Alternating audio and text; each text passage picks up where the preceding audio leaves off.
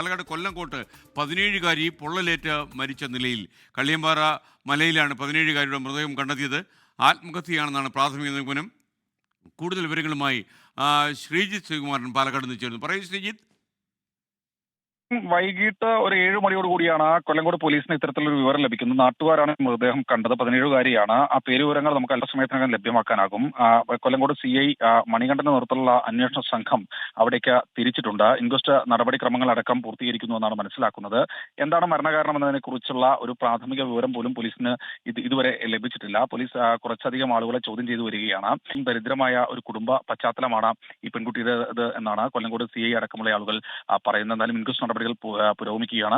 ആത്മഹത്യ എന്നൊരു പ്രാഥമിക നിഗമനം മാത്രമാണുള്ളത്. കള്ളിയമ്പാറ മല ഇതിന് ജനവാസ മേഖലയുടെ തൊട്ടുമുകളിലുള്ള പ്രദേശമാണ്. ആ മേഖലയിലാണ് എങ്ങനെ ഈ കുട്ടി അവിടെ എത്തിപ്പെട്ടു, +1 വിദ്യാർത്ഥിനിയാണ്, എങ്ങനെ ഇവിടെ രാജാ സ്കൂളിലെ +1 വിദ്യാർത്ഥിനിയാണ്, എങ്ങനെ അവിടെ എത്തിപ്പെട്ടു എന്നുള്ള തരത്തിലുള്ള അന്വേഷണങ്ങൾ നടന്നുകൊണ്ടിരിക്കുകയാണെന്നാണ് കൊല്ലങ്കോട് CI അറിയിക്കുന്നത്.